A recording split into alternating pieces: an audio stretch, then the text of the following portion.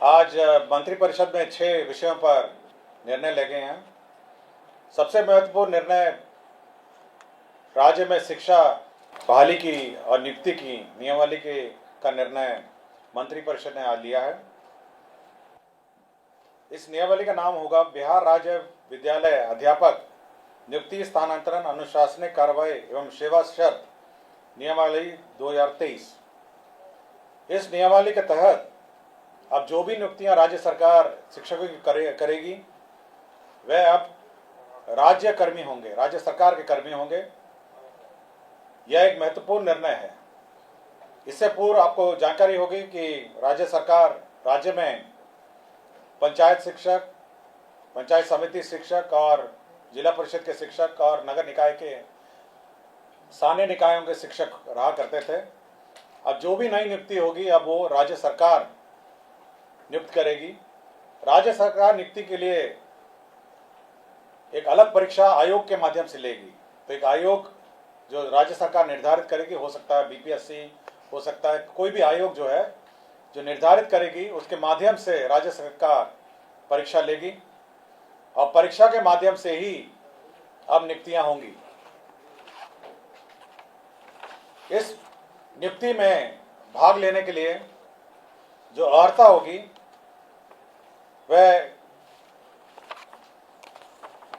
मैं पढ़ देता हूं। इसकी नियुक्ति की जो अनिवार्य अर्हता है, भारत के नागरिक हों और बिहार राज्य के स्थायी निवासी होना चाहिए, ये पहली अर्हता होगी। विद्यालय अध्यापक के पद पर नियुक्ति हेतु राष्ट्रीय अध्यापक शिक्षा परिषद द्वारा समय समय पर निर्धारित शैक्षणिक एवं प्रशासनिक योग्यता धारित करते हों एवं विशेष विद्यालय अध्यापक के लिए अर्हता भारतीय पुनर्वास परिषद के अनुरूप अनिवार्य होगा। तो ये महत्वपूर्ण एक अनिवार्यता है। राज्य सरकार एवं केंद्र सरकार द्वारा समय समय पर आहूत शिक्षा पात्रता परीक्षा में उत्तीर्ण हो, परंतु वर्ष 2012 से पूर्व नियुक्त एवं कार्यरत शिक्षक जो दक्षता परीक्षा उत्तीर्ण होंगे के लिए शिक्षक पात्रता परीक्षा में उत्तीर्ण अनिवार्य नहीं होगा। विषय विशेष के लिए अलग से विशेष अर्हता का निर्धारण विभाग द्वारा समय समय पर किया जाएगा।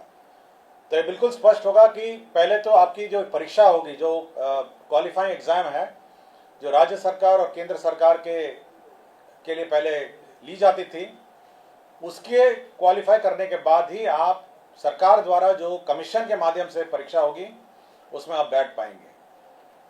तो पहला एक एग्जाम जो सभी ने लिखा है, चाहे वो टीईटी हो और अन्य जो शिक्षा परीक्षाएं हैं, उसको क्वालिफाई करने के बाद आप राज्य सरकार के कमीशन द्वारा जो सरकार जो कमीशन निर्धारित करेगी उसके माध्यम से जो परीक्षा ली जाएगी तो बहाली उसके माध्यम से होगी। इसमें न्यूनतम आयु निर्धारित है 21 साल और अधिकतम आयु सरकार द्वारा निर्धारित की जाएगी। जो सरकारी नौकरी में अधिकतम आयु है वह होगी, लेकिन जो 10 साल की नियुक्ति वर्ष का जो छूट होगा, इस नियमावली के प्रवृत्त होने के पश्चात नियुक्ति के प्रथम संव्यवहार में अधिकतम आयु सीमा में 10 वर्ष की छूट दे होगी। तो इसमें नियमावली में 10 वर्ष का छूट का भी प्रावधान है जो लोग पूर्व में नियुक्त होंगे। इसमें यह खासियत यह है कि इस परीक्षा में जो अभी वर्तमान में जिसको आप कहते हैं 7वें चरण या अन्य चरण जो हैं, वो लोग भी बैठेंगे, परीक्षा लिखेंगे।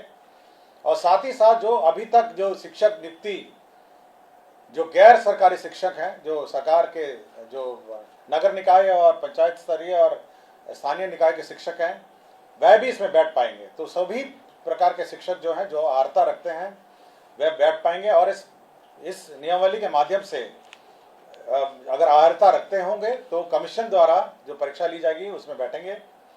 सभी जो कैंडिडेट्स हैं जो इस परीक्षा में लिखेंगे उनको 3 मौका दिया जाएगा। तो 3 बार लिख सकेंगे और 3 मौके के बाद वह नहीं लिख सकेंगे। जहाँ तक रिजर्वेशन की बात है, सारा राज्य सरकार द्वारा निर्धारित आरक्षण रोस्टर का पालन किया जाएगा।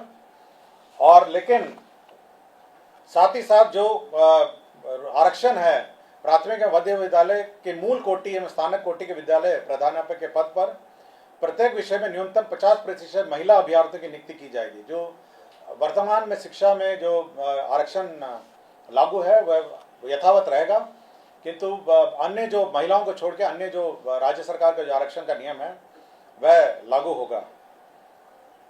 इसके साथ साथ अब सरकार के जो कानून हैं, सरकार के जो नियम हैं, सरकार का जो पेंशन है, सरकार का जो निर्धारित एनपीएस पेंशन है, ये सब लागू होगा। सरकार के जो आचरण है वो लागू होगा। यह नीति अब जिला संवर्ग के रूप में होगी, जिसमें जिला के अंदर स्थानांतरण का प्रावधान है और अंतर जिला का भी स्थानांतरण का विशेष परिस्थिति में प्रावधान है। संपुष्टि, सेवा संपुष्टि भी उसी अनुसार है, शिकायत अपील भी उसी अनुसार है। और कैबिनेट ने यह निर्णय लिया है कि अब अन्य किसी प्रकार से शिक्षा की नियुक्ति नहीं की जाएगी, शिक्षक की नियुक्ति नहीं की जाएगी। केवल जो सरकार द्वारा निर्धारित कमीशन है उसके माध्यम से परीक्षा होगी और उसी माध्यम से अब शिक्षा नियुक्ति होगी। यह बिल्कुल कैबिनेट ने स्पष्ट निर्णय ले लिया गया है।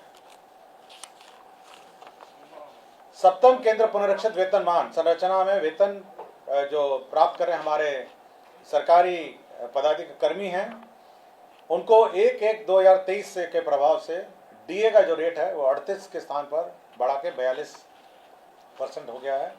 राज्य सरकार को इस बढ़ोतरी में 1690 करोड़ का अधिक व्यय होगा, तो 38 के स्थान पर अब 42% डीए होगा। राज्य सरकार ने अपना जो कंटिजेंसी फंड है उसको 50 करोड़ से बढ़ा के 10,000 करोड़ कर लिया गया है। आपको जानकारी होगी, समय समय पे हम लोग कंटिजेंसी फंड से निकासी करते हैं, तो अब ये लिमिट 10,000 करोड़ का होगा, जिसमें आधा प्रतिशत जो 50% होता है वो आपदा के लिए सुरक्षित रखा जाता है।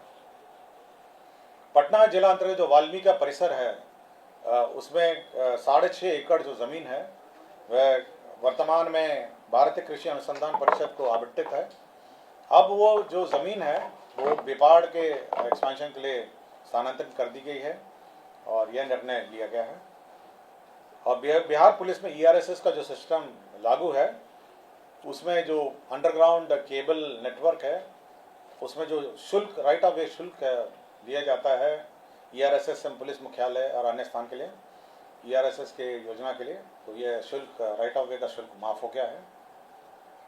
और एक पद सृजन का है जिसमें राज्य योजना मद में ग्रामीण विकास विभाग के अंतर्गत जवाहर ग्राम स्वरोजगार योजना के अंतर्गत सृजित जो 102 पद थे उसमें 53 पद अब स्थापना में प्रतिबद्ध परमानेंट पद हो जाएंगे और 39 पद है उसको सरेंडर कर दिया गया।